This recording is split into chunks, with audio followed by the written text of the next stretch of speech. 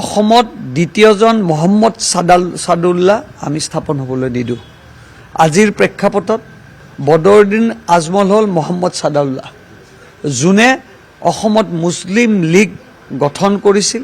অসমত থকা চৰ অঞ্চলবিলাকত বহিৰাগত মুছলমানৰ অগ্ৰাসন কৰিছিল।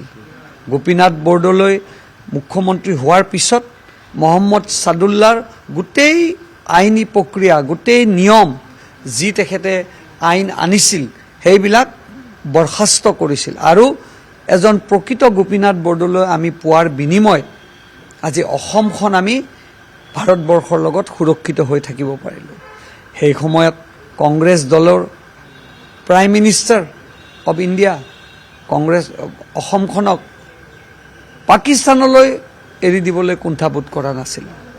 তেনেস্থলত আজমল ডাঙৰীয়াই যদি তেওঁ ভাবিছে যে মই মহম্মদ ছাদাউল্লাহৰ দৰে বক্তব্য দি অসমত তেওঁ আকৌ মুছলিম লীগ তৈয়াৰ কৰিব বিচাৰিছে, অসমত থকা খিলঞ্জীয়া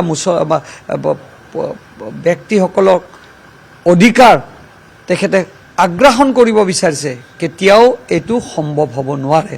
আৰু মই বদৰুদ্দিন আজমল ডাঙৰীয়াক আজিৰ প্ৰেক্ষাপটত সেই মুছলিম লীগৰ সভাপতি মহম্মদ ছাদাউল্লাহৰ লগত মই তুলনা কৰিছোঁ। আৰু দ্বিতীয়জন মহম্মদ ছাদাউল্লাহ ইয়াত অসমত আজি বদৰুদ্দিন আজমলে যি ভূমিকা পালন কৰিছে সেইটো আমি কেতিয়াও হ'বলৈ নিদিওঁ, তীব্ৰ বিৰোধিতা কৰিছোঁ। দৰকাৰ হ'লে তেওঁক আইনী প্ৰক্ৰিয়াৰ মাজেৰে তেওঁক গ্ৰেপ্তাৰৰো আমি দাবী জনাইছোঁ। মই এটা কথা একদম স্পষ্টতাৰে কৈছোঁ, বদৰুদ্দিন আজমল ডাঙৰীয়াৰ তেখেতে নিজে এজন বাংলাদেশীৰ মূলৰ ব্যক্তি। তেখেতৰ ইতিহাস যদি চায়, পূৰ্বৰ পাকিস্তান, তাৰপিছত বাংলাদেশ আৰু আজিৰ অসম, যিজন মানুহৰ উৎপত্তি বাংলাদেশত, সেইজন মানুহে অসমৰ খিলঞ্জীয়াৰ মৰম কি বুজি পাব? কোনো কাৰণত আমি বদৰুদ্দিন আজমলৰ এনেকুৱা বক্তব্যত আমি অসমৰ ৰাইজ সৰব হৈ উঠিছে। আৰু গোটেইবিলাক কথা আপোনালোকে যদি চাবলৈ যায় চালি জাৰি, কংগ্ৰেছ, আজমল বা যিসকল ব্যক্তি আছে সকলোৰে চিন্তাধাৰাটো হ'ল মুছলিম লীগৰ আৰ্হিত। আৰু যেতিয়া তেওঁলোকৰ চিন্তাধাৰাটো এটা, আজি তেওঁলোকে ক'ব বিচাৰে যে আমি বেলেগকৈ ইলেকশ্যন খেলিম, তেখেতসকলে বেলেগকৈ ইলেকশ্যন খেলিব, কিন্তু ড্ৰয়িং ৰুমত তেওঁলোকে কথা পাতে কি, যে বিজেপিক যদি আঁতৰাব লাগে তেতিয়াহ'লে আমি সকলো এক হ'ব লাগে।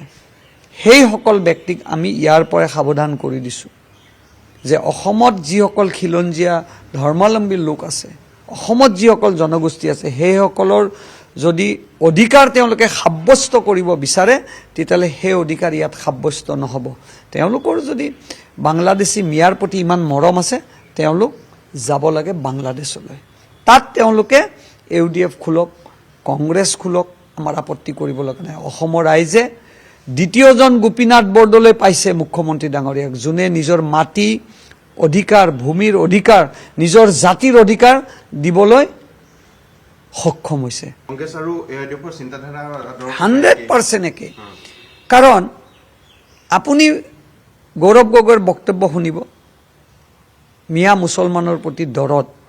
বদৰুদ্দিন আজমলটো মিয়াৰ চৰ্দাৰে হয়, তে দুইজনে চৰ্দাৰ, কোনোবাজনে উত্তৰত আছে, কোনোবাজনে দক্ষিণত আছে, কিন্তু তেওঁলোকে বেডৰুমত গৈ দেখিব বিজেপিৰ বিৰুদ্ধে, অসমীয়া জাতিৰ বিৰুদ্ধে তেওঁলোকে কাম কৰিবলৈ সাজু হৈছে। আৰু এওঁলোক হ'ল দেশদ্ৰোহী।